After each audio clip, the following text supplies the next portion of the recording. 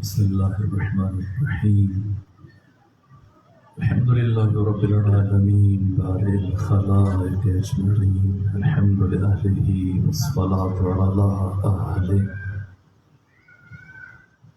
الصلاة والسلام علی سید الانبیاء والمرسلین العبد المؤید الرسولنا المسدد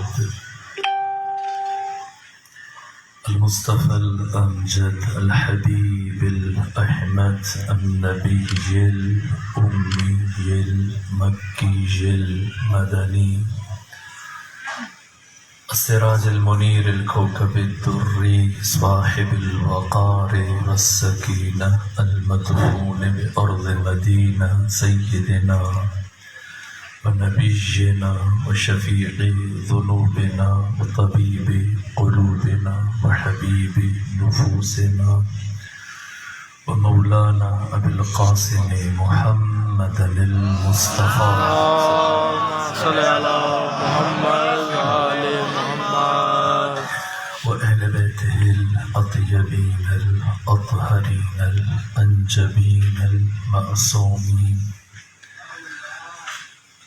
ورحمة الله على أحبابهم وأصحابهم وشيرتهم ومحبيهم ومواليهم أجمعين ولعنة الله على أعدائهم ومنكري فضائلهم وغاصبي حقوقهم من يوم عداوتهم إلى الآن ومن الآن إلى قيام يوم الدين وبعد يوم الدين أما بعد فقد قال حق سبحانه في القرآن بسم الله الرحمن الرحيم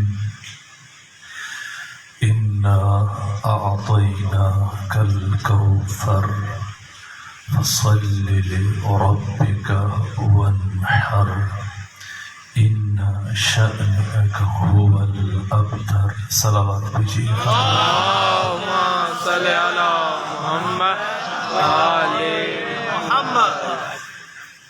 میں آج کی اس مبارک شب میں آپ تمام مومنین کو بالخصوص منجی عالم بشریت یوسف زہرا امام زمانہ عجل اللہ تعالی فرجہ الشریف کی بارگاہ میں مبارکباد پیش کرتا ہوں. پروردگار آپ سب کو اپنی حفظ و پناہ میں رکھے. میرے عزیزوں، تاریخ اسلام اور نہ فقط تاریخ اسلام بلکہ تاریخ انسانی کی وہ مایہ ناز شخصیتیں وجود مبارک حضرت امام حسن مجتبی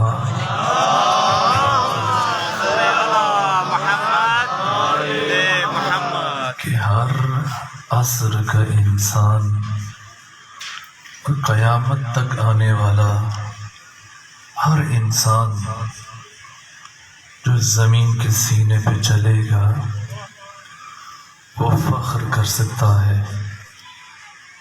کہ اس زمین پہ جہاں وہ زندگی گزار رہا ہے، اس مٹی کو، اس زمین کو یہ سعادت عطا ہوئی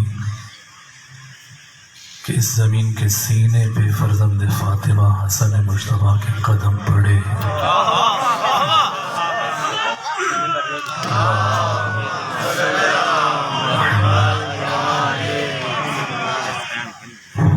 ذات والا صفات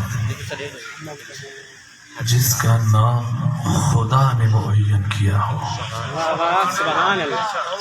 جب علی و بطول کے یہاں پہلے فرزند کی ولادت ہوئی، ختمی مرتبہ کو اطلاع دی گئی، آقا تشریف لائے. اس وقت ام فاضل جو اس گھر کی کنیز تھی ان کے ہاتھوں پہ وجود امام حسن جب کر نور. پیغمبر اسلام نے فرمایا اے ام فضل میرے بیٹے حسن مجتبی کو میرے سپرد کرو. تو ام فضل نے کہا یا رسول اللہ ذرا سا توقف فرما لیجئے کہ ابھی تک ہم نے اس بچے کو غسل نہیں دیا. آقا خوش تھے لیکن چہرے پر برہمی کے آثار ظاہر ہوئے. کہا اے ام الفضل تو کیا اس بچے کو مولود کو غسل دیا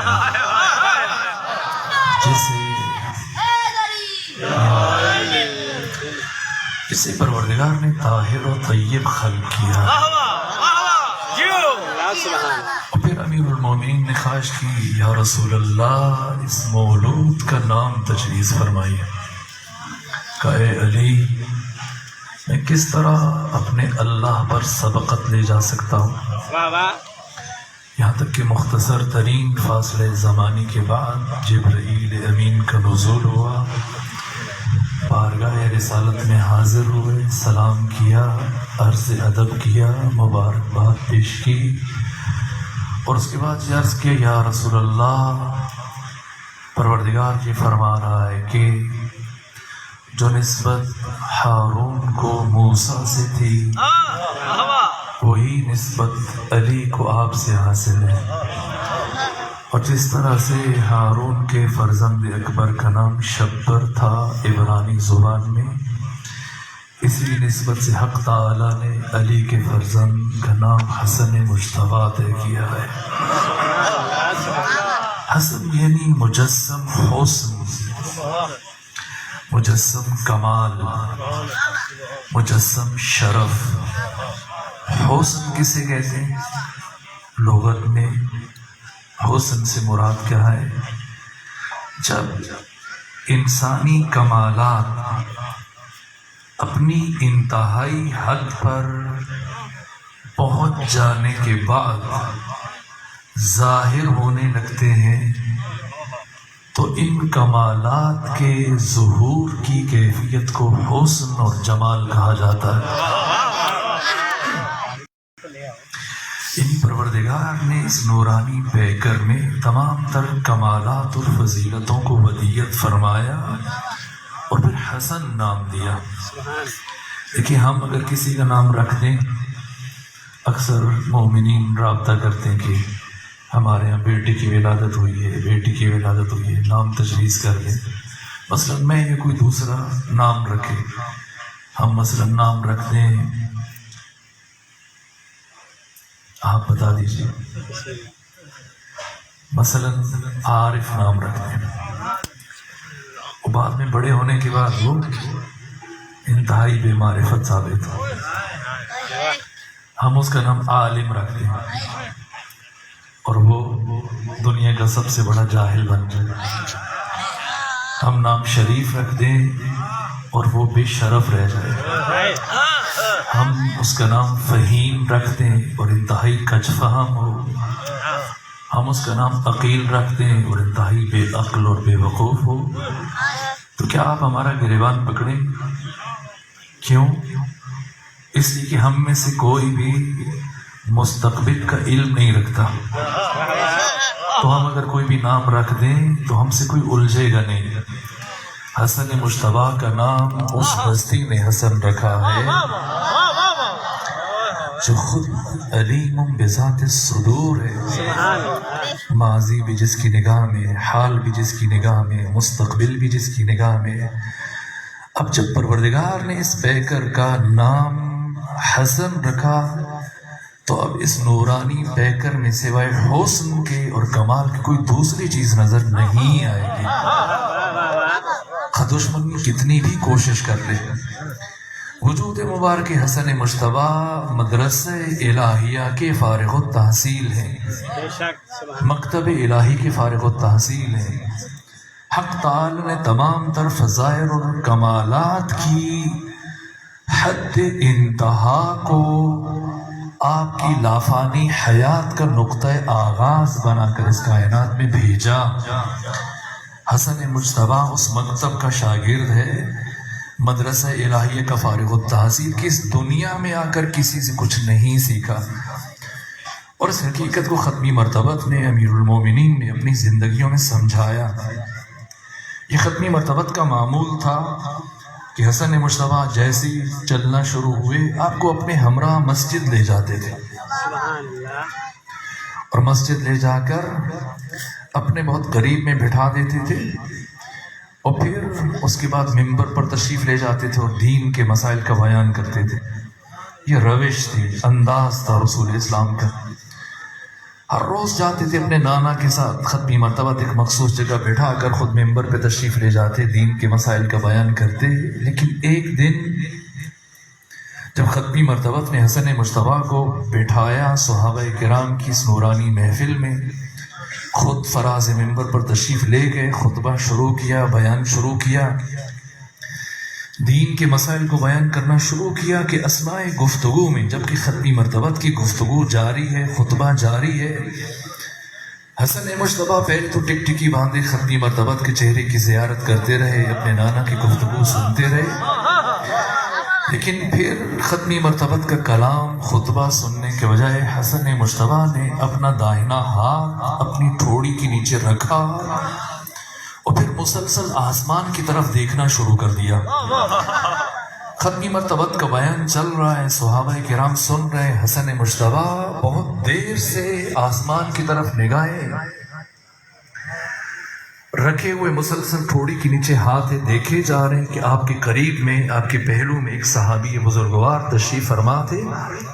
جب بہت وقت گزر گیا اور دیکھا کہ حسن مجتبیٰ بجائے ختمی مرتبت کا بیان سننے کے برابر آسمان کی طرف دیکھ رہے ہیں، تو ایک مرتبہ اس صحابی نے امام حسن مجتبیٰ کو کوہنی ماری۔ 2 سے 3 سال سن ہے امام حسن مجتبیٰ کا، جو روایت آپ کی خدمت میں عرض کروں، صحابی نے کوہنی ماری، کا فرزند رسول، ٹھیک ہے محمد مصطفیٰ آپ کے جد ہیں، آپ کے نانا ہیں، آپ ان کے فرزند ہیں، لیکن یہ مناسب نہیں ہے کہ وہ فراز ممبر پر دین بیان کریں، شریعت کے مسائل بیان کریں، احکام شریعت بیان کریں، اور آپ ان کا بیان سننے کے بجائے اس طرح سے آسمان کی طرف دیکھیں۔ یہ بے ادبی ہے، یہ خلاف تہذیب ہے۔ حسن مجتبیٰ نے اپنی ٹھوڑی کے نیچے سے ہاتھ ہٹایا، اس صحابی کی طرف متوجہ ہوئے۔ اس سے پہلے کہ حسن مجتبیٰ اس صحابی کو جواب دیتے، ختمی مرتبت جو فراز ممبر سے یہ سارا منظر دیکھ رہے تھے، اپنا بیان روک دیا، اپنے صحابی کی طرف متوجہ ہوئے، فرمایا اے میرے صحابی، حسن مجتبیٰ کو چھوڑ دو، وہ جو کر رہے ہیں انہیں کرنے دو، تم میرے بیان کو سنو، تمہیں میرے بیان کی ضرورت ہے، تمہیں میرے بیان کی حاجت ہے۔ حسن مجتبیٰ اس بیان سے بے نیاز ہے۔ کیوں؟ تم یہ سمجھ رہے ہو کہ حسن مجتبیٰ شاید آسمان کی طرف دیکھ رہے ہیں، بلا مقصد دیکھ رہے ہیں؟ نہ، اے میرے صحابی، ان الحسن لیلاحظ لوح المحفوظ، حسن مجتبیٰ لوح محفوظ کو ملاحظہ کر رہے ہیں۔ ختمی مرتبت میں یہ نہیں فرمایا کہ حسن مجتبیٰ مطالعہ کر رہے ہیں، کہہ سکتے تھے ان الحسن لیطالع لوح المحفوظ، لیکن اگر کہیں کہ حسن مجتبیٰ مطالعہ کر رہے ہیں تو یہ حسن کا تعارف نہیں ہو سکتا۔ اگرچہ زمین کے اوپر بیٹھ کر لوح محفوظ کا مطالعہ کر لینا بھی معمولی شرف نہیں ہے، لیکن یہ تعارف نہیں ہے حسن مجتبیٰ کا، اس لیے کہ مطالعہ ہمیشہ استفادے کے لیے ہوتا ہے، اپنی جہالت کو دور کرنے کے لیے ہوتا ہے، علم کے حصول کے لیے ہوتا ہے، لیکن ملاحظہ استفادے کے لیے نہیں ہوتا، حصول علم کے لیے نہیں ہوتا، اپنی جہالت کو دور کرنے کے لیے نہیں ہوتا، بلکہ ملاحظہ کا مقصد یہ ہوتا ہے کہ جو علم میرے سینے میں ہے اور جو علم اس دوسرے مقام کے اوپر درج ہے، کیا ان میں وحدت اور عینیت ہے، یکسانیت ہے یا دوئیت پائی جاتی ہے؟ ختمی مرتبہ نے یہ بتایا، یہ علم حسن مجتبیٰ، یہاں تک کہ مطالعہ بھی نہیں کہا۔ اگر مطالعہ کہہ دیتے اس کا مطلب یہ تھا کہ حسن مجتبیٰ ابھی علم حاصل کر رہے ہیں، مہتدی ہیں، مہدی نہیں ہیں۔ اور قرآن فرماتا ہے، اور وہ آیت کی جو جناب سیدہ نے خلیفہ کے دربار میں پڑھی کہ افمن یہدی الی الحق احق ان یتبع اما لا یہدی الا ان یہدا فما لکم کیف تحکمون. ایک ہے مہدی، ایک ہے مہتدی، ایک ہے ہادی. مہدی ہدایت یافتہ جو ہدایت حاصل کر چکا ہو، مہتدی جو ہدایت حاصل کر رہا ہے، ابھی سیکھ رہا ہے لیکن ابھی تک مہدی نہیں بنا، ہدایت یافتہ نہیں ہے. اور ہادی جو دوسروں کی ہدایت کرتا ہے. اور قرآن فرما رہے کہ ہادی کو مہدی ہونا چاہیے، مہتدی کبھی ہادی نہیں بن سکتا. اگر ختمی مرتبہ سے فرماتے کہ حسن مجتبیٰ مطالعہ کر رہے ہیں تو اس کا مطلب یہ تھا کہ حسن مجتبیٰ مہتدی ہیں، ابھی سیکھ رہے ہیں. نہ فرمایا ملاحظہ کر رہے ہیں، یعنی حسن مجتبیٰ مہدی ہیں، کیونکہ مہدی ہیں اسی لیے ہادی ہیں، اسی لیے جانشین مصطفیٰ ہیں. صلوات بھیجیے خاندان فاطمہ پر. آپ نے سنا، لیکن آپ خود سوچیں اور چشمے تخیل کو لے چلیں آج سے 1400 سال پہلے مسجد نبوی کے اس منظر میں جہاں پر مختلف الخیال افراد تشریف فرما تھے. جب ختمی مرتبت نے اتنی بڑی بات، ظاہر ہے کہ اہل علم تھے، اہل ادب تھے، جانتے تھے عربی زبان کی باریکیوں کو. ختمی مرتبت یہ بھی فرما سکتے تھے کہ ان الحسن لا یطالع، نہ فرمایا لا یلاحظ. اتنی بڑی بات سن کر یہ تو ختمی مرتبت نے فرما دیا اور اپنا بیان جاری رکھا، لیکن اب مسلسل چیمے گویاں شروع ہو گئی، ایک دوسرے کے کان میں گفتگو کرنے لگ گئے. یہ ختمی مرتبت نے کیا بات کہہ دی؟ شاید فرط جذبات میں، اپنے نواسے کی محبت میں محمد مصطفیٰ نے اتنی بڑی بات کہہ دی. بھلا ایک چھوٹا سا بچہ، چند سال کا بچہ، وہ کس طرح سے لوح محفوظ کو، اور نہ فقط یہ کہ مطالعہ کر رہے ہیں، اس سے بڑھ کے کہ ملاحظہ کر رہے ہیں، یعنی تصدیق کر رہے ہیں کہ جو علم اللہ نے میرے سینے میں دے کے بھیجا ہے اور جو علم لوح محفوظ پر درج ہے، ان میں یکسانیت ہے، وحدت ہے، یکتائی ہے، یا اسنینیت ہے، دوئیت ہے، خیریت ہے. یہ اتنی بڑی بات. چہمے گویاں شروع ہو گئی، محفل برخاست ہوئی، صحابہ کرام گھروں میں چلے گئے اور مدینہ میں مسلسل پوری رات یہی گفتگو ہوتی رہی. گھروں میں اپنے خواتین کے ساتھ پھر مختلف افراد گفتگو کرتے. ختمی مرتبت نے کیا بات کی؟ اور دوسرے دن حسب دستور جب آئے مسجد نبوی میں ختمی مرتبت کا بیان شروع ہوا. لیکن آج ختمی مرتبت نے عجیب انداز اختیار کیا. پہلے ہر روز حسن مجتبیٰ کو نیچے صحابہ کرام کے درمیان صفوں میں بٹھا دیا کرتے تھے، لیکن آج پہلی مرتبہ ختمی مرتبہ حسن مجتبیٰ کو اٹھا کر اپنی گود میں لے آئے اور آج گود میں بٹھا کر خطبہ دینا شروع کیا. اب شاید صحابہ کرام یا آپ کے عزیزان یا شاگردان جو آپ کا خطبہ سنتے تھے ہر روز، شاید بھول بھی جاتے پچھلے دن کی بات کو کچھ دیر کے لیے، لیکن جب حسن مجتبیٰ کے چہرے پہ نگاہ پڑ رہی ہے، اب مسلسل سوچے جا رہے ہیں کہ کل پیغمبر نے کیا کہہ دیا اور آج دوبارہ مگر کوئی اپنے بچوں کو اس طرح سے ممبر کے اوپر لے کے جاتا ہے. ختمی مرتبت نبی ہیں، رسول ہیں، کار منصبی انجام دے رہے ہیں، کار رسالت سر انجام دے رہے ہیں. بچے کا کام یہ نہیں کہ اسے مسند پہ لے جایا جائے، ممبر پہ لے جایا جائے، لیکن ختمی مرتبت نے کسی کی آنکھوں کا تعاقب، کسی کی آنکھوں کی پرواہ نہیں کی، کسی کے دیکھنے کی پرواہ نہیں کی، کسی کے چہرے کے تاثرات کی پرواہ نہیں کی. اسی طرح سے خطبہ دیتے رہے ختمی مرتبت. اور حسن مجتبیٰ آپ کی گود میں ہے کہ اسی محفل میں کچھ وقت گزرنے کے بعد ایک بزرگوار تشریف لائے، آ کر ختمی مرتبت کو سلام کیا. ختمی مرتبت نے ان کے سلام کا جواب دیا، اٹھ کر استقبال کیا، مصافحہ کیا، معانقہ کیا، اس کے بعد احوال پرسی کی اور پھر آنے کی وجہ استفسار کی کہ فرمائیے کیسے آنا ہوا؟ تو آنے والے نے کہا یا رسول اللہ، میں پہلے کی طرح آج بھی آپ سے استفادے کے لیے آیا ہوں، آپ سے سیکھنے کے لیے آیا ہوں. ختمی مرتبت سے جیسی آنے والے نے خواہش کی کہ میں سیکھنے کے لیے آیا، تو کیا جواب دیا؟ کہا کہ اگر آپ مناسب سمجھے تو آج آپ میرے بجائے میرے فرزند حسن مجتبیٰ سے پوچھ لیجیے.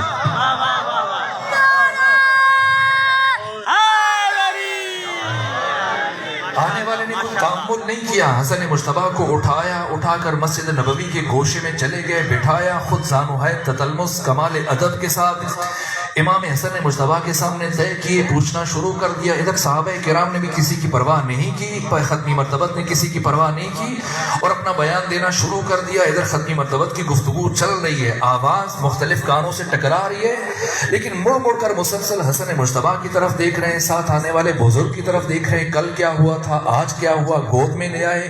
پھر آنے والا اتنا معزز ہے، اتنا محترم ہے، اتنی برجستہ شخصیت ہے کہ اٹھ کر استقبال کیا، مصافحہ کیا، معانقہ کیا، لیکن پھر ایک چھوٹے سے بچے کے سپرد کر دیا۔ بھلا وہ کیا پوچھ رہے ہوں گے، حسن مجتبیٰ ان کا کیا جواب دے رہے ہوں گے۔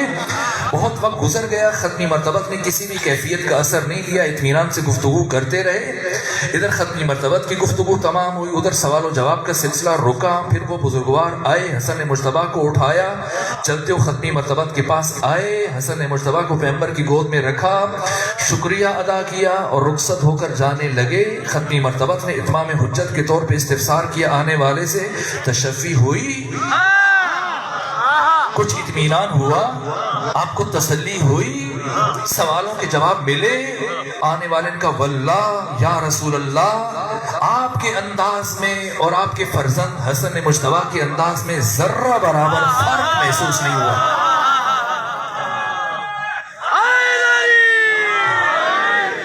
کہنے والا کہہ کے چلا گیا، شکریہ ادا کر کے چلا گیا، لیکن مجمع سراپا حیرت ہے، حیران، پریشان، سرگردان، تجسس پورے عروج پر۔ بھلا یہ کون سی شخصیت ہے کہ ختمی مرتبت میں درس چھوڑ کر اس طرح سے استقبال کیا، مصافحہ کیا، معانقہ کیا اور پھر بچے کے سپرد کر دیا؟ یہ کون تھے؟ انہی میں سے سکوت ٹوٹا اور ایک نے استفسار کیا، بارگاہ نبوی سے کہا، یا رسول اللہ، یہ آنے والے کون تھے؟ مدینے کو تو تھے نہیں، ورنہ ہم پہچان لیتے، اجنبی تھے، کیا آپ بتانا پسند کریں گے کہ آنے والے کون تھے؟ کیا فرمایا؟ کہا آنے والے جناب خضر علیہ السلام۔ کون ہے خضر؟ تاکہ مقام امام حسن مجتبیٰ کا یہ پہلا باب روشن ہو جائے۔ 1,24,000 انبیاء میں سے 313 رسول ہیں اور 313 رسولوں میں سے 5 اولی العزم رسول ہیں۔ ان 5 میں سے ایک شخصیت ہے جناب موسیٰ کلیم، صاحب کتاب، صاحب شریعت، صاحب معجزات۔ یہ موسیٰ کلیم 15ویں پارے کا آخری حصہ اور 16ویں پارے کا آغاز جا کے آپ مطالعہ کر لیجئے۔ موسیٰ کلیم کو پروردگار نے نبوت عطا کی، رسالت عطا کی، تورات عطا کی، شریعت عطا کی، معجزات عطا کیے، اور اس کے بعد پھر ہاتھ اٹھے موسیٰ کلیم کے اور کہا پروردگار مجھے مزید علم عطا فرما۔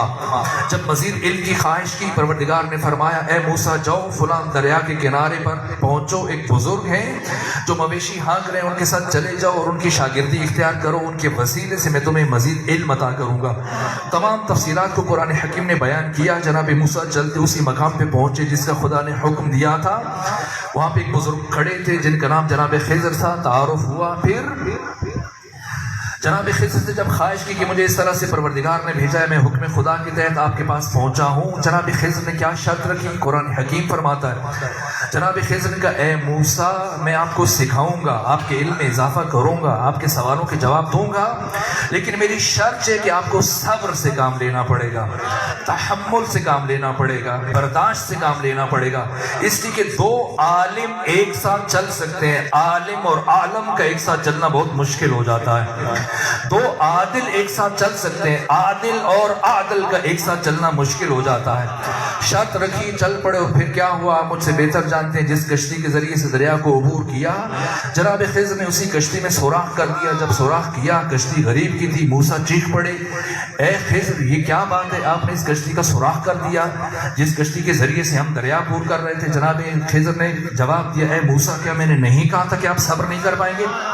بس مجھے مزید موقع دیجئے، میں احتیاط کروں گا۔ آگے چلے اور آگے ایک بستی انطاکیہ آئی جس سے دونوں نبیوں کا گزر ہوا۔ بھوکے تھے، کافی وقت سے چلتے رہے، 3 دن کے بھوکے تھے۔ پھر ان سے خواہش کی کہ ہمیں کھانے کے لیے کچھ دے دو، پینے کے لیے کچھ دے دو، لیکن ان بستی والوں نے نہ کھانے کے لیے کچھ دیا نہ پینے کے لیے، بھوکے اور پیاسے۔ یہ 2 جلیل القدر شخصیات جب شہر سے نکلنے لگے، انطاکیہ سے نکلنے لگے، تو ایک پتھروں کی دیوار گری ہوئی تھی۔ جناب خضر کا موسیٰ پھر چلیں گے، سفر آگے بڑھائیں گے، لیکن پہلے یہ پتھر مجھے دو تاکہ میں اس دیوار کو پھر سے تعمیر کر دوں۔ اب جناب موسیٰ بھوکے بھی ہیں پیاسے بھی ہیں، اور جب ادھر سے بستی والوں نے کھانا بھی پیش نہیں کیا اور جناب خضر کہہ رہے کہ پتھروں بڑے بڑے پتھر اٹھاتے ہو، جب اکتاہٹ ہوئی تھکاوٹ ہوئی، کہا جناب خضر یہ کیا بات ہے، انہوں نے ہمیں کھانا نہیں دیا، پانی تک نہیں پیش کیا، اور آپ ان کی یہ دیوار نہ کسی نے ہم سے خواہش کی اور آپ مجھ سے پتھر اٹھوا رہے ہیں۔ کہ میں نے نہیں کہا تھا کہ آپ صبر نہیں کر پائیں گے، کہ ایک موقع اور دے دیجئے، اور اگر میں صبر نہ کر پاؤں تحمل نہ کر پاؤں تو آپ مجھے الگ کر دیجئے گا۔ آگے سفر شروع کیا، چلتے ہوئے ایک مقام پہ پہنچے جہاں مختلف لڑکے آپس میں کھیل رہے تھے۔ انہی لڑکوں میں سے ایک نابالغ لڑکے کو بلا کے اپنی ولایت کے خصوصی اختیارات استعمال کرتے اس بچے کو قتل کر دیا۔ جب قتل کیا تو اب جناب موسیٰ برہم ہوئے، غصے میں چیخے، اے خضر یہ کیا بات ہے، آپ نے اس بے گناہ بچے کو قتل کر دیا۔ کہا اے موسیٰ کیا میں نے نہیں کہا تھا کہ آپ میرے ساتھ صبر نہیں کر پاؤ گے؟ کہا اب مجھے احساس ہو گیا کہ میں آپ کے ساتھ مزید نہیں چل پاؤں گا، بس مجھے ان میرے 3 سوالوں کے جواب دے دیجئے، میں آپ کے ساتھ مزید نہیں چلوں گا۔ قرآن میں بیان ہے 16ویں پارے کے آغاز میں، آپ تینوں سوالوں کے جواب پڑھ لیجئے۔ جناب خضر نے ایک ایک سوال کا جواب دیا اور چلتے ہوئے فرمایا ھذا فراق بینی و بینک، اے موسیٰ یہ میرے اور آپ کے درمیان جدائی ہے۔ موسیٰ کلیم جو نبی ہیں، رسول ہیں، صاحب کتاب ہیں، صاحب شریعت ہیں، صاحب معجزات ہیں، لیکن چند قدم جناب خضر کے ساتھ نہ چل سکے۔ یہ خضر جو معلم انبیاء ہے، استاد رسول ہے، خود شاگرد بن کر ختمی مرتبت کے پاس آ رہے ہیں، اور ختمی مرتبت جناب خضر کو اپنے فرزند حسن مجتبیٰ کے سپرد کر رہے ہیں۔ تو اب سمجھنا ہے صحابی کا بہت مقام ہے، صحابی کی بہت عزت ہے، صحابی کی بہت آبرو ہے۔ صحابہ کرام کے حق میں سید سجاد نے صحیفہ سجادیہ میں مکمل دعا ارشاد فرمائی ہے۔ صحابہ کرام کے ہم پر احسانات ہیں، لیکن حفظ مراتب شرط ہے، صلاحیت، استعداد، لیاقت اور قابلیت کا طے ہو جانا یہ شرط ہے۔ اپنے تمام تر احترام کے باوجود جو آنے والے کو نہ پہچان سکے اور اسے بعد میں رسول سے پوچھنا پڑے کہ یہ کون تھا، یہ صحابی ہے، اور جو آنے والے کے ہر سوال کا بے عینی رسول کی طرح سے جواب دے دے، یہ فرزند مصطفیٰ حسن مجتبیٰ علیہ آلاف و تحیت و ثنا ہے۔ صلوات دیجئے خاندان فاطمہ پر۔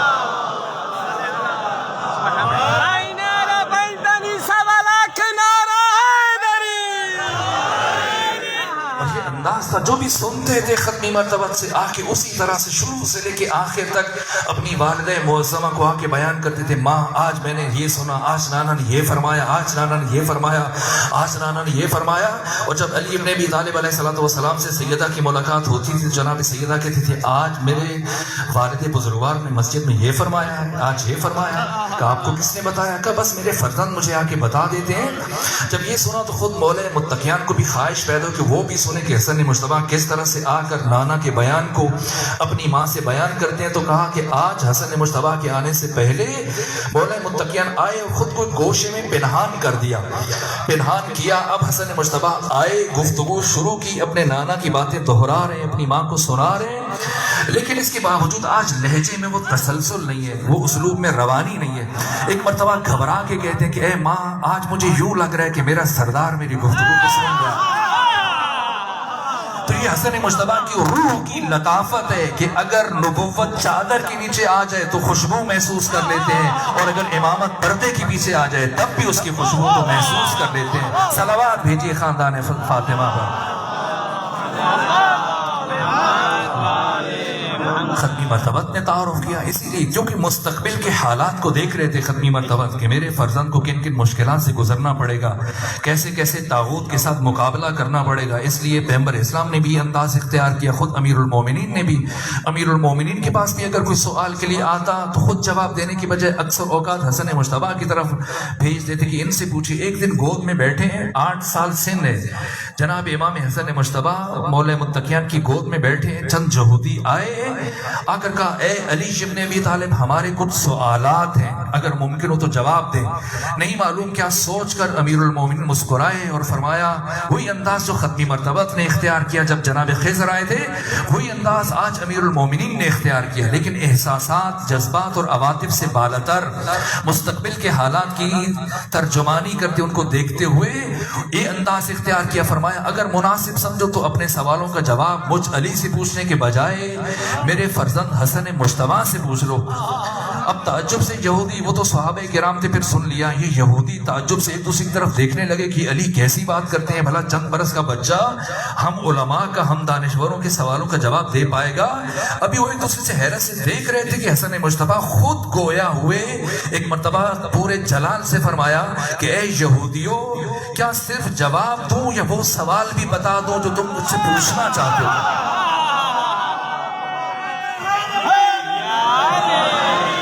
اگر اتنی صلاحیت ہے، اگر ہے اتنی صلاحیت، اتنا علم رکھتے ہو تو بتائیے کہ ہم کیا پوچھنا چاہ رہے ہیں؟ کہ تمہارے سوالات میں سے پہلا سوال یہ ہے، تم یہ سوال لے کے آئے ہو کہ وہ کون سی 10 اشیاء ہیں کہ جن کی تخلیق میں حق تعالی نے شدت اور سختی کو رکھا؟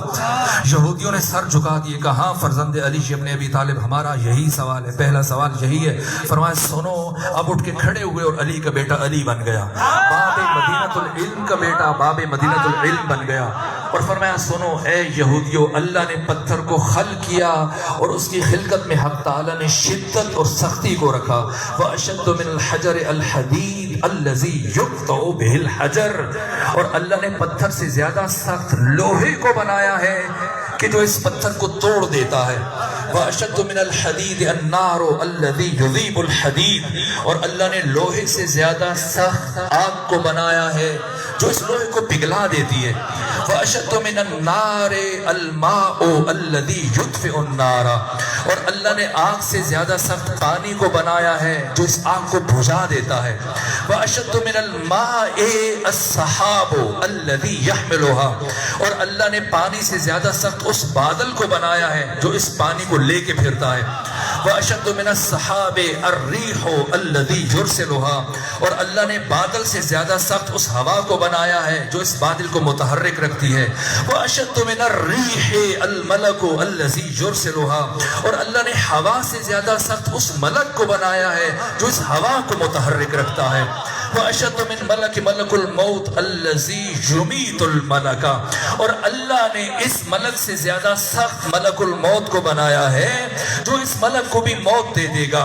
وَأَشَدُّ مِنْ مَلَكِ الْمَوْتِ الْمَوْتِ الَّذِي يُمِيتُ مَلَكَ الْمَوْتِ، اور اللہ نے ملک الموت سے زیادہ سخت خود موت کو بنایا ہے جو اس ملک الموت کو بھی موت دے دے گی۔ وَأَشَدُّ مِنَ الْمَوْتِ أَمْرُ اللَّهِ الَّذِي يُمِيتُ الْمَوْتِ، اور اللہ نے موت سے زیادہ سخت امر کو بنایا ہے جو اس موت کو بھی موت دے دے گا۔ اور اے یہودیوں سنو، ہم وہ ذوات ہیں جنہیں اللہ نے اولو الامر بنا کے بھیجا ہے، یہ ہر امر کو پروردگار نے ہم اہل بیت کی اختیار میں دے دیا ہے۔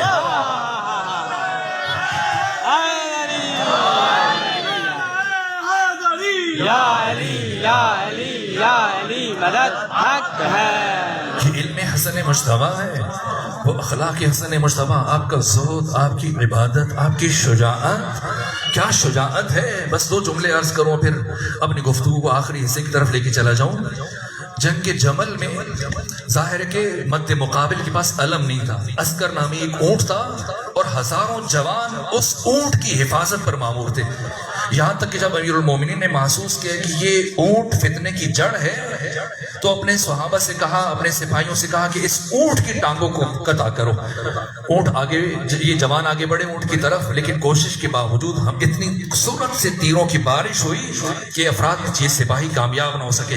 پھر اپنے فرزند محمد حنفیہ کو منتخب کیا۔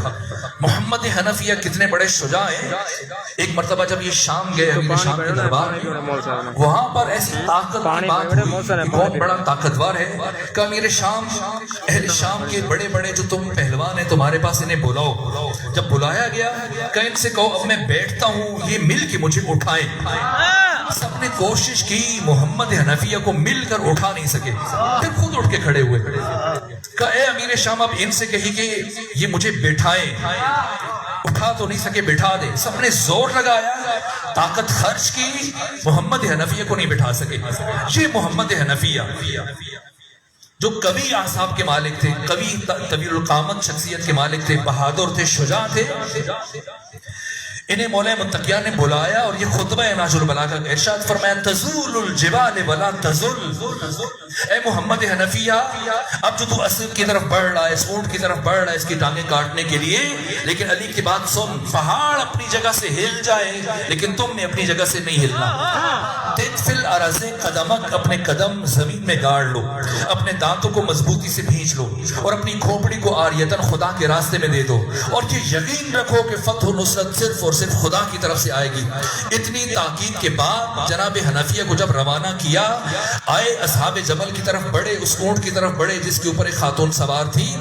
جیسے ہی آگے بڑھے اتنی کثرت سے تیروں کی بارش ہوئی کہ محمد حنفیہ پوری کوشش کے باوجود مقاومت نہ دکھا سکے، پلٹ کے آئے۔ جب پیچھے پلٹ کے آئے مولا متقیہ نے دوبارہ کندھا تھپتھپایا، کہا محمد حنفیہ کیا کر رہے ہو؟ تم علی کے بیٹے ہو، علی کی شجاعت چاہیے، جاؤ جا کے عسکر کی ٹانگیں کاٹو۔ محمد حنفیہ دوبارہ اس فوجی دستے کے ساتھ آگے بڑھے، لیکن پوری کوشش کے باوجود آگے نہ بڑھ سکے، اونٹ کے قریب نہ پہنچ سکے۔ اتنی کثرت سے تیروں کی بارش ہوئی، مجبوراً پلٹ کے آئے۔ جب دوسری مرتبہ محمد حنفیہ ناکام ہوئے، اب مولا متقیہ نے خاص نگاہ سے حسن مجتبیٰ کی طرف دیکھا۔ حسن مجتبیٰ اٹھے، ایک ہاتھ میں نیزہ لیا، ایک ہاتھ میں شمشیر لی، زینے فرس کے اوپر سوار ہوئے جس طرح سے بجلی چمکتی ہے، اتنی سرعت کے ساتھ۔ ابھی دشمن سوچ رہا تھا، اپنے تیر کمانوں میں درست کر رہا تھا، اتنی سرعت سے قلب لشکر میں پہنچے، آگے بڑھتے ہوئے سر ہوا میں اڑ رہے ہیں، اور بالآخر اس اونٹ تک پہنچے، عسکر تک، اور ایک ہی وار میں حسن مجتبیٰ نے عسکر کی چاروں ٹانگیں کاٹی اور پھر پلٹ کر آئے، تلوار کو اپنے بابا کے قدموں میں رکھا۔ اب علی مسکرا رہے، ادھر علی مسکرا رہے، خوش ہو رہے ہیں اپنے بیٹے کی شجاعت دیکھ کر، ادھر محمد حنفیہ پشیمان ہیں، شرمندہ ہیں۔ اور علی کی نگاہ پڑی، محمد حنفیہ کے چہرے پر پسینے کے قطرات ہیں اور چہرہ سرخ ہے، شرمندہ ہیں، زمین پر انگلی سے لکیریں کھینچ رہے ہیں۔ جب علی کی نگاہ پڑی فرمایا اے محمد حنفیہ پشیمان نہ ہو، شرمندہ نہ ہو۔ لیکن محمد حنفیہ کی کیفیت بدل نہیں رہی ہے، اسی طرح سے پشیمانی ہے، پسینے کے قطرے زمین پر گر رہے ہیں، چہرے کا رنگ زرد ہے، شرمندہ ہے، زمین پر برابر لکیریں کھینچ رہے ہیں۔ مولا متقیہ نے دوبارہ فرمایا اے محمد حنفیہ شرمندہ نہ ہوئیے، شرمندگی برابر کے انسان سے ہوتی ہے، آپ اور حسن مجتبیٰ کا کوئی تقابل نہیں ہے، آپ میرے بیٹے ہیں، حسن مجتبیٰ رسول اسلام اور فاطمہ زہرا کی فرزند ہیں۔ اللہ اکبر، یا رسول اللہ، یا علی یا علی یا علی مدد حق ہے۔ یہ شجاعت ہے۔ اللہم صلی علی محمد وآل محمد۔ جو شجاعت علی کے سینے میں، وہی شجاعت حسن مجتبیٰ کے سینے میں۔ تاریخ اسلام کا اتنا بڑا شجاع کبھی بھی طاغوت کے ساتھ صلح نہیں کر سکتا، بیعت نہیں کر سکتا۔ حقیقت صلح کیا ہے یہ سمجھنا ہوگا۔ کیا ہوا؟ اب ظاہر ہے کہ اس محفل میں، اس مختصر گفتگو میں گنجائش نہیں ہے کہ میں عرض کرتا۔ صلح امام حسن کی تاریخ اسلام میں وہی حیثیت ہے جو روز عاشور کی ہے۔ صاحب المراجعات سید عبد الحسین آملی نے فرمایا، کہا کہ جو حیثیت روز عاشور کی ہے تاریخ تشیع میں، وہی حیثیت روز سابات کی ہے۔ کیا کیا امام حسن مجتبیٰ نے؟ اگر حسن مجتبیٰ طاغوت کے چہرے سے نقاب کو نہ الٹتے تو کبھی بھی مارکہ کربلا ظہور پذیر نہ ہو سکتا۔ کربلا باطن میں حسنی ہے، ظاہر میں حسینی ہے۔ اگر حسن مجتبیٰ نے طاغوت کے چہرے سے نقاب کو نہ الٹا ہوتا تو کبھی حسین ابن علی وہ کاری ضرب نہ لگا سکتے۔ پہلے یزیدیت کو پہچانوایا، آشکار کیا۔ آج جس طرح سے آپ حقیقت کو سمجھ رہے ہیں اس طرح سے نہیں سمجھا جا رہا تھا۔ کیا کیا امام حسن مجتبیٰ نے؟ اگرچہ مجبوری تھی۔ ایک طرف دیکھیے جو آپ کے ساتھ لشکر ہے، 12,000 افراد ہیں، 4,000 پھر بھیج دیے گئے، 16,000 ہو گئے، 2,000 مزید آئے، 18,000، لیکن دشمن کے پاس کم سے کم 60,000 کا لشکر ہے اور شام سے مسلسل افواج آئے جا رہی ہیں، جبکہ عبید اللہ ابن عباس 1 لاکھ درہم لے کر بک چکا ہے، جبکہ بڑے بڑے سرداروں کو خریدا جا چکا ہے۔ جبکہ 4000 بیچ میں خوارج کا دستہ ہے جو حب حسن میں جنگ لڑنے کے لیے نہیں جا رہا ہے، بغض معاویہ میں جا رہا ہے. اس لیے کہ خوارج جس طرح سے علی ابن ابی طالب کے دشمن تھے، اسی طرح سے امیر شام کے دشمن تھے، اپنی دشمنی کی وجہ سے جا رہے تھے. امام حسن مجتبیٰ کی صداقت اور حقانیت سے متاثر ہو کے نہیں جا رہے تھے. اور جب ان بڑے بڑے سرداروں کو خرید لیا گیا اور افراد جو پہلے سے ہی اتنی بڑی سازشیں کی گئی، ایک طرف سعد بن عبادہ کے فرزند جناب قیس بن سعد، یہ وفادار ترین سپہ سالار ہے جو آخر وقت تک امام حسن مجتبیٰ کے ساتھ رہے. لیکن ان کے ساتھ بھی کیا ہوا، ادھر آدھے افراد جا کر امیر شام سے مل گئے، آدھے کوفہ واپس پلٹ گئے. مختصر افراد ہیں، اب چند ہزار افراد بچ گئے، 2 سے 3 ہزار افراد، سامنے 60,000 کا لشکر ہے. اس عالم میں اب دوسری بات کیا کی، امیر شام کے جاسوس آ کے شامل ہوئے قیس بن سعد کے لشکر میں اور کہنا شروع کیا کہ حسن مجتبیٰ نے تو سلو کر لی ہے. اور ادھر پہنچے مدائن میں، امام حسن کے پاس جو 4000 کا لشکر لے کے آیا جا رہا تھا وہاں شامل ہو گئے جاسوس اور کہا وہاں پر تو سابات میں قیس بن سعد نے امیر شام کے ساتھ مصالحت کر لی. ایک طرف سے مغیرہ بن شعبہ ہے، زیاد ہے، باقی افراد ہیں. یہ جا کر یہ 11 افراد امام حسن مجتبیٰ کے خیمے میں جاتے ہیں اور ایک سازش کے تحت جب وہاں سے نکلتے ہیں تو بلند آواز سے لشکر کے بیچ میں سے جہاں سے گزر رہے ہیں، خدا فرزند رسول پر رحمت نازل کرے کہ انہوں نے امت کو آپس میں لڑنے سے بچا لیا. جھوٹ، یعنی ایسی کوئی بات نہیں ہوئی. ابھی تک حسن مجتبیٰ فرما رہے ہیں کہ میں آخر دم تک امیر شام کے خلاف جہاد کروں گا، لیکن یہ نکل رہے ہیں اس طرح سے لوگوں کو گمراہ کیا جا رہا ہے. جب یہ ساری باتیں سنی، اسی رات کو آپ کے ساتھیوں میں سے ایک نے آپ کی نیچے جائے نماز کو کھینچ لیا، آپ کی ران مطہر کو زخمی کر دیا اور وار خون آلود تھا. وہ ہتھیار گوشت سے اتر کے ہڈی تک جا پہنچا اور مدائن میں حضرت طویل عرصے تک سعد بن مسعود کے ہاں معالجہ کرواتے رہے. ان حالات میں دوسری طرف امیر شام نے اب خطوط کی بوریاں بھیجی کہ یہ آپ کے سرداروں کے خطوط ہیں، آپ کے سپاہیوں کے خطوط ہیں، جنہوں نے مجھ سے کہا کہ بتائیے ہم حسن مجتبیٰ کو زندہ حالت میں آپ کے پاس بھیجیں یا گرفتار کر کے بھیجیں، اب آپ کیا چاہتے ہیں. ان حالات میں امام حسن مجتبیٰ کے پاس کوئی دوسرا راستہ نہیں تھا. اب سلو کی، لیکن کن شرائط پر سلو کی؟ عجیب ہے. یہ 6 شرائط اگر انسان پڑھ لے اور سمجھ لے تب پتہ چلتا ہے کہ امام حسن مجتبیٰ نے کیا بات کی، کیا کام کیا، تاریخ میں سب کروا دیا. اب کنز العمال کو اٹھا لیجئے، اسد الغابہ کو اٹھا لیجئے، مروج الزہق کو اٹھا لیجئے، یعقوبی کو، طبری کو، ابن خلدون کو، کوئی تاریخ ایسی نہیں جس میں یہ 6 شرائط موجود نہ ہو. سب سے پہلی شرط کیا لکھی ہے؟ کہا امیر شام میں سلو کے لیے آمادہ ہوں، اس شرط کے ساتھ وعدہ کرو کہ آج کے بعد تم کتاب خدا اور سنت رسول پر عمل کرو گے. یہ کیا کیا فرزند رسول نے؟ آج دنیا باتیں کرتی ہے، پہلی شرط لکھوا کر اور امیر شام کے دستخط لے کر امام حسن مجتبیٰ نے بتا دی کہ اب تک امیر شام نے کتاب خدا اور سنت رسول پر عمل نہیں کیا، باغی ہے قرآن اور سنت کا. اور پھر دوسری شرط کہ جب تک تم حکومت کر سکتے ہو کر لو، لیکن تمہیں اپنا نائب منتخب کرنے کی اجازت نہیں ہوگی. میں زندہ ہوا تو میں خود حکومت کروں گا، میں زندہ نہ رہا تو میرے چھوٹے بھائی حسین ابن علی حکومت کریں گے. اور تیسری شرط کہ جو تم جمعے کے خطبوں سے میرے والد بزرگوار امیر المومنین کے اوپر لعن کرتے ہو، گالیاں دلواتے ہو، وعدہ کرو آج کے بعد گالیاں نہیں دی جائیں گی. اور جو خاندان اہل بیت کے محب ہیں، عاشق ہیں، جو ہمارے پیروکار اور شیعہ ہیں، مجھے ان کے جان و مال و عزت و آبرو کی حفاظت کی ضمانت جاری کرو. اور کوفہ کے بیت المال میں جتنا بیت المال پڑا ہے وہ ہمیں دیا جائے اور ہم سے نہ لیا جائے، تاکہ ہم جنگ جمل اور جنگ صفین کے شہیدوں کے ورثاء کا خیال رکھ سکیں، ان کے بچوں کی پرورش کر سکیں. یہ شرائط امام کو بھی پتا تھا کہ امیر شام ان شرائط پر عمل نہیں کرے گا. پھر کیوں یہ شرائط لکھی؟ اس لیے کہ اگر شرائط نہ لکھتے امام تو آج مورخ بھی یہی کہتا اور ہر مسلمان یہی لکھتا اور سنتا اور سمجھتا، کہتا اور سنتا کہ امیر شام نے تو سلو کی خواہش کی تھی، حسن مجتبیٰ نے سلو نہیں کی تھی. امام نے سلو کی شرائط لکھی، اور جو شرائط لکھی ہیں یہ ایک الگ بات ہے، ان کی وضاحت ہونی چاہیے.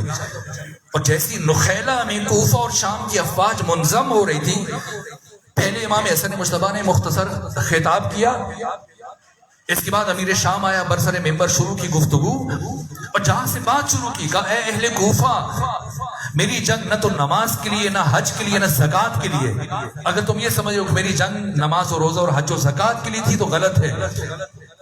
میرا مقصد عراق کی حکومت کا حصول تھا، جسے آج میں نے حاصل کر لیا۔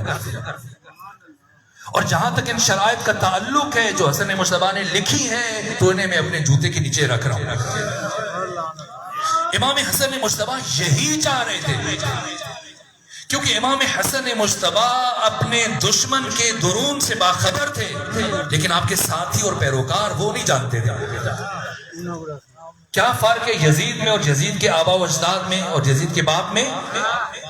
یزید کا ظاہر بھی کافرانہ ہے، باطن بھی کافرانہ ہے۔ ایسی صورتحال میں دوسرے کو دھوکہ نہیں ہوتا، لیکن یہاں پر صورتحال الگ ہے، یہاں پر باطن میں کچھ اور ہے، لیکن ظاہر اسلامی ہے، ماتھے پہ سجدے کا نشان ہے، تسبیح ہے، خدا اور رسول کی گفتگو ہے، قرآن کی آیتیں ہیں۔ امام حسن مجتبیٰ نے صلح کر کے، جانتے تھے کہ کیا ہوا، لیکن مقصد یہ تھا کہ طاغوت کو اور باطل کو پہچانوائیں۔ یہ جو ماسک چہرے کے اوپر پہنا ہوا ہے، اپنی حکمت عملی سے امام حسن مجتبیٰ نے طاغوت کے چہرے سے یہ ماسک اتار دیا۔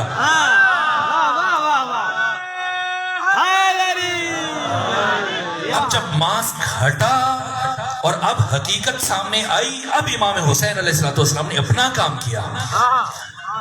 لیکن ایسا، اب دیکھیے کہ میرے پاس گھڑی نہیں، مجھے وقت کا اندازہ نہیں، صرف 2-3 جملے اور عرض کروں تھا گفتگو مکمل ہو جائے۔ لیکن امام نے جو شرائط رکھی، اس کے بعد پھر آخر تک حتی زیاد نے جب شرائط کی خلاف ورزی کرنا شروع کی، مولا متقیان کے ایک جلیل القدر صحابی کو گرفتار کیا، امام نے فوراً خط لکھا مدینہ میں، دمشق میں، شام میں، تاکہ معاہدے کی خلاف ورزی ہو رہی ہے، تم پابند ہو، بے شک تم نے کہا، لیکن ہم تمہیں نہیں چھوڑیں گے جب تک کہ تم ان صلح کے شرائط پر کاربند نہیں رہو گے۔ یہاں تک کہ جس دن اپنے بیٹے یزید کی ولایت عہدی کا پہلی مرتبہ باقاعدہ اعلان کیا، سب سے بڑی رکاوٹ امام حسن مجتبیٰ تھے۔ امام نے مدینے میں گفتگو کی، کہا اے امیر شام، یاد رکھنا کبھی میری زندگی میں تم یزید کو اپنا ولیعہد منتخب نہیں کر پاؤ گے مگر یہ کہ میں زندہ نہ رہوں۔ کہا میں سوچوں گا۔ یہاں تک کہ جب پلٹ کے گیا اور بیعت لینا شروع کی، کوفہ کے افراد، کوفہ سے 40 سرداروں کو بلایا، مغیرہ بن شعبہ کا بیٹا عروہ 40 سرداروں کو لے کے گیا اور خطبے کے بیچ میں کھڑے ہوئے، اور وہاں جامع مسجد دمشق میں بیعت کا سلسلہ شروع ہوا، یزید کی بیعت کا، اور یہ اطلاع پہنچی امام حسن مجتبیٰ تک، اب چلے، یہ شجاعت ہے۔ جنگ جمل میں آپ کی شجاعت وہ بھی شجاعت ہے، لیکن شجاعت نام ہے قوت قلب کا۔ اب نہ لشکر ہے، نہ سپاہ ہے، نہ بھائی ہے، تنہا خود ایک غلام کے ہمراہ پہنچتے دمشق۔ شام پہنچے، امیر شام سے گفتگو کرنے کے لیے کہ تم شرائط کی خلاف ورزی کر رہے ہیں۔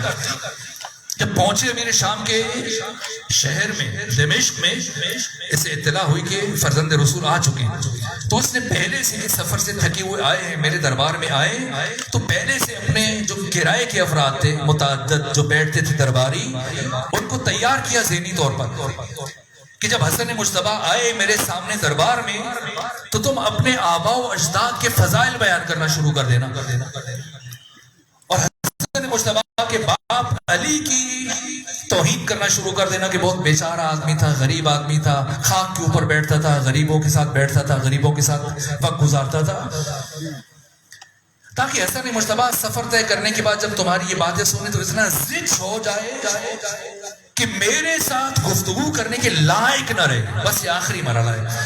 بسم اللہ بسم اللہ۔ آئے امام حسن مجتبیٰ جیسی دربار میں داخل ہوئے، یہ کرائے کی زر خرید افراد ایک طرف سے ایک بولنا شروع ہوا، حسن مجتبیٰ میرے باپ کی تو اتنی زمینیں تھیں، اتنی جائیداد تھی، اتنے مال مویشی تھے، اتنے نوکر چاکر تھے، اتنی زیادہ ملکیت تھی، تمہارا باپ تو بہت بیچارہ آدمی تھا، پھٹے پرانے کپڑے پہنتا تھا، خاک کے اوپر بیٹھتا تھا، لوگوں کے درمیان بیٹھ کر فیصلے کیا کرتا تھا۔ تمہارا باپ تو بہت بے حیثیت تھا، اس نے بات ختم کی، دوسرا بولنا شروع ہو گیا، دوسرا چپ ہوا، تیسرا بولنا شروع ہوا، ایک ایک کر کے جب سب بول چکے، امام حسن مجتبیٰ نے ان میں سے کسی ایک کو بھی جواب نہیں دیا، رخ کیا امیر شام کی طرف اور فرمایا اتفتخر ہؤلاء علی بالآباء والاجداد، اے امیر شام کیا تو ان افراد کے ذریعے سے آبا اور اجداد کے اعتبار سے حسن مجتبیٰ کے اوپر فخر فروشی کرنا چاہتا ہے؟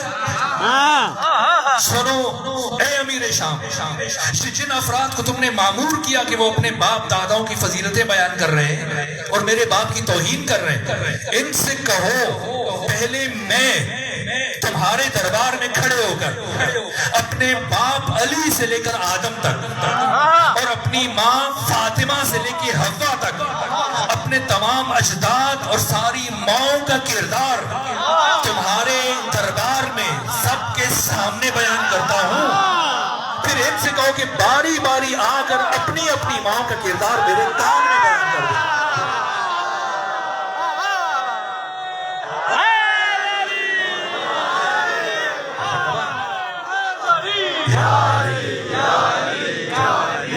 ایک مرتبہ لرزہ طاری ہو گیا، امیر شام کے دربار میں سناٹا طاری ہو گیا، اب اٹھے کھڑے ہوئے اور خطبہ شروع کیا، فرمایا لو قمت علی ھذا المقام حولا فحولا، اے امیر شام اگر میں حسن مجتبیٰ اس مقام پر کھڑا ہو جاؤں اور سال ہا سال کھڑا رہوں، وَأَذْكُرُ مَا آتَانَ اللَّهُ مِنْ فَضْلِهِ، اور ان فضائل کو بیان کرنا شروع کروں جو اللہ نے میرے خاندان پر نازل کیے، لم اور اسے میں ان کو شمار نہیں کر سکتا، اور اس کے بعد اپنے تصرف کو بیان کرنا شروع کیا، اپنی ولایت تکوینیہ کو بیان کرنا شروع کیا، فرمایا سنو اے اہل شام، لو شئت لجعلت العراق شاما والشام عراقا، تم شام کی حکومت لے کر عراق کی حکومت لے کر مجھ پر فخر کر رہے ہو، سنو میرا اختیار، لو شئت اگر میں چاہوں لجعلت العراق شاما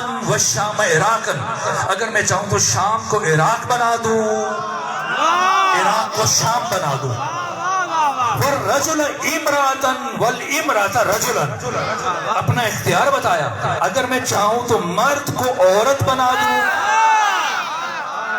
عورت کو مرد بنا دوں، ابھی یہ فرمایا فقام رجل من الحضار، حاضرین میں سے ایک شخص کھڑا ہوا، کہا یبن ابی تراب، اے علی کے بیٹے، من یقدر علی ذلک، کس میں اتنی بڑی طاقت ہے کہ وہ اتنا بڑا دعویٰ کر سکے، من یقدر علی ذلک، فنظر الامام الیہ شزرا، امام نے خیرہ نگاہی سے اس کی طرف دیکھا اور کیا جملہ ارشاد فرمایا، اگر امام کا جملہ سمجھنا ہو تو سورہ مبارکہ یاسین کا آخری حصہ سمجھ لیجئے، جو ولایت خدا کے پاس ہے اللہ نے وہی ولایت ان 14 کو عطا کی، تکوینی اعتبار سے اور تشریعی اعتبار سے۔ خدا کیا فرماتے ہیں سورہ یاسین کے آخر میں، اذا اراد اللہ شیئا، جب اللہ کسی شے کا ارادہ کرتا ہے، ان یقول لہو کن، تو وہ کہتا ہے کن فیکون، تو وہ ہو جاتی ہے۔ خمینی بدھ شکن میں آداب الصلاۃ میں ان کلمات کی، ان آیات کی تفسیر کرتے ہوئے فرمایا ایسا نہیں کہ 3 مرحلے ہیں کہ پہلے اللہ ارادہ کرتا ہے، پھر اللہ کہتا ہے، پھر وہ ہو جاتا ہے، نہ یہ انسانوں کے سمجھنے کے لیے، ورنہ اللہ کا ارادہ وہی کہنا ہے اور کہنا وہی ہو جانا ہے۔ اور حسن مجتبیٰ امیر شام کے دربار میں اللہ کے ارادے کا مظہر ارادہ خدا، مظہر مشیت خدا، مظہر جلال خدا، جیسے ہی کہا کہ کس میں اتنی قدرت ہے، کس میں اتنی طاقت ہے کہ وہ اتنا بڑا دعویٰ کر سکے، فوراً فرمایا اما تستحیین ان تقعدی بین الرجال، تمہیں شرم نہیں آتی کہ عورت ہو کر مردوں کے مجمع میں بیٹھ گئی؟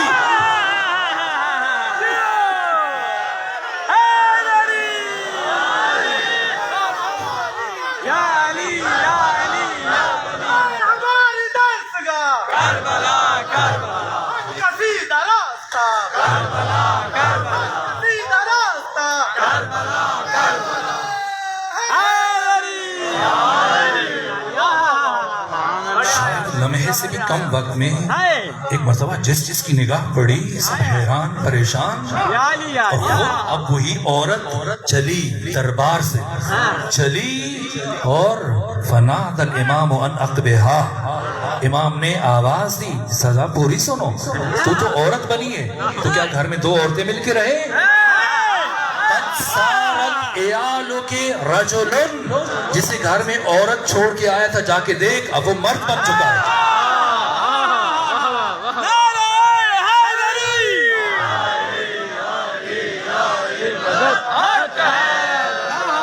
اب وہ تو چلی گئی، محفل میں بہت دیر تک سناٹا رہا، سکوت، لب بستہ، ہمت نہیں پڑ رہی ہے، کون بولے، کس میں جرت ہے؟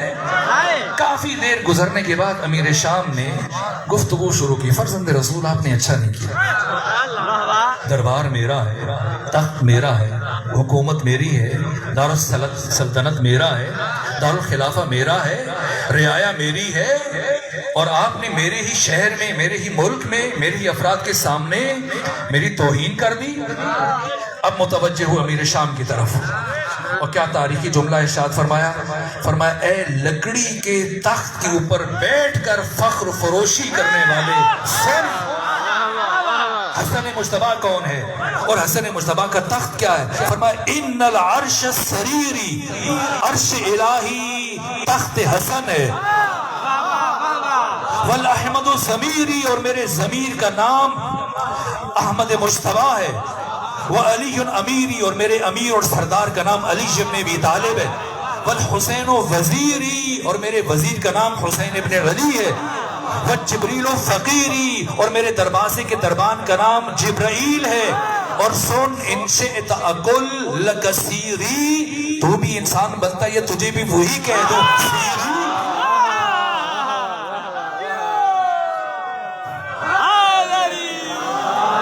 بس اب ہمت نہیں ہے نا، اب کیا بات ہے، سہم گیا، کچھ دیر پہلے کسی کا انجام دیکھا ہے نا، اب جیسی وارننگ ملی گھبرا گیا، ڈر گیا، یہ تو خاموش ہوا، لیکن کبھی کبھی پتیلی سالن سے زیادہ گرم ہو جاتی ہے، تو امیر شام تو خاموش ہے، لیکن مروان بن حکم بول پڑا، کہا بس یہ آخری جملہ عرض کر رہا ہوں، اب سکت نہیں کہ مزید گفتگو کو آگے بڑھاؤں، کہ اے امیر شام، میں آپ کے ظرف اور حلم اور بردباری کی داد دیتا ہوں کہ آپ نے حسن مجتبیٰ کی اتنی بڑی گستاخی کو تحمل کر لیا، برداشت کر لیا، اگر آپ کی جگہ میں ہوتا تو اب تک حسن مجتبیٰ کا سر اس کے تن سے جدا کر چکا ہوتا۔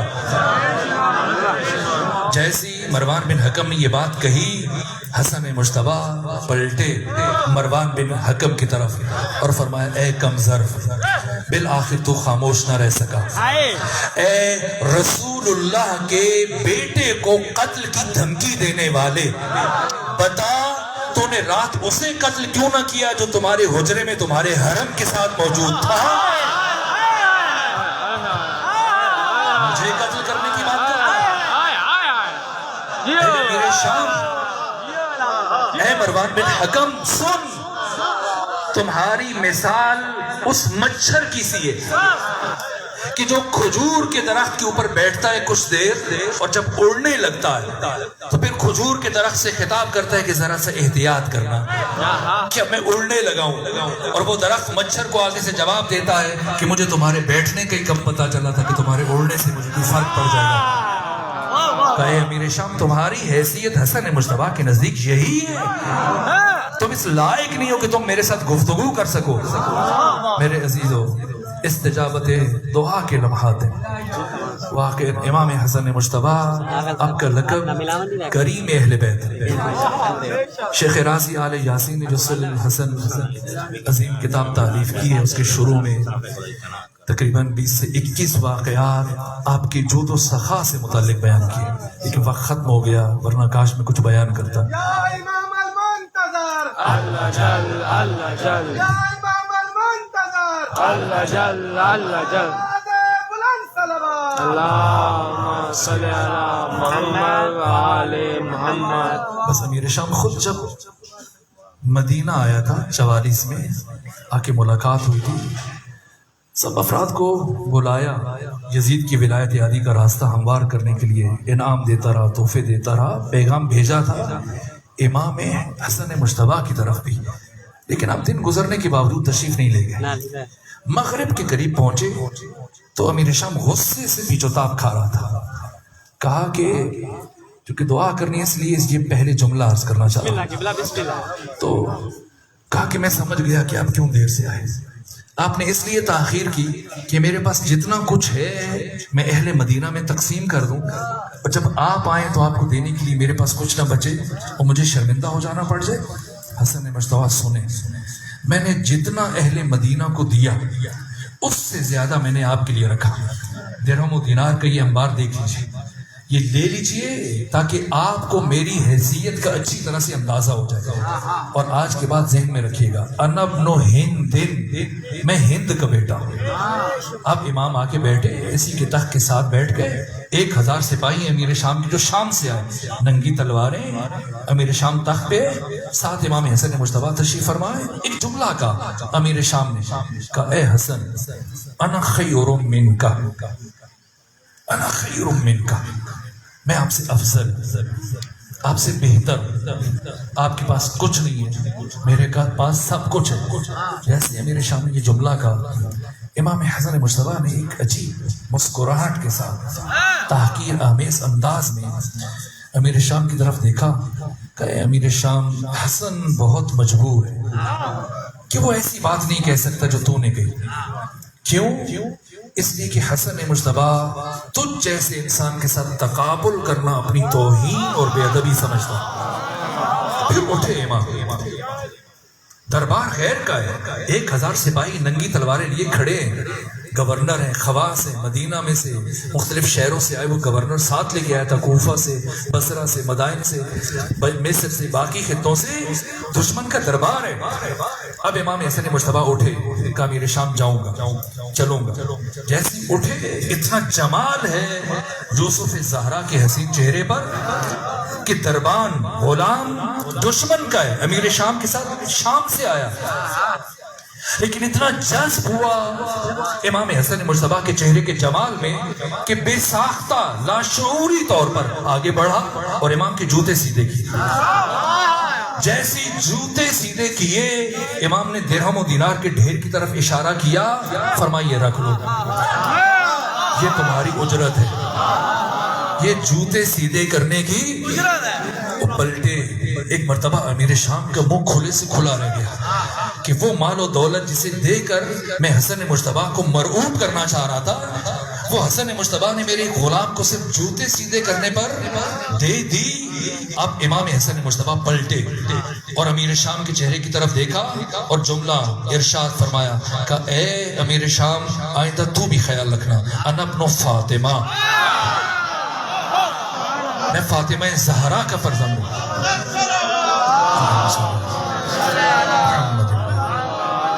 پروردگار فرزند فاطمہ امام حسن مجتبیٰ کریم اہل بیت کے صدقے میں اس مبارک شب میں جب کہ قرآن ناطق کا نزول ہوا، پروردگار ان مبارک لمحات میں عاشقان اہل بیت، عاشقان امام حسن مجتبیٰ تیرے دربار میں ماہ مبارک رمضان کی پاکیزہ گھڑیوں میں ہاتھ پھیلائے تجھے واسطہ دیتے ہیں۔ پروردگار تجھے امام حسن مجتبیٰ کی کریمی کا صدقہ ہم سب کو گناہوں کی قید سے رہائی عطا فرما۔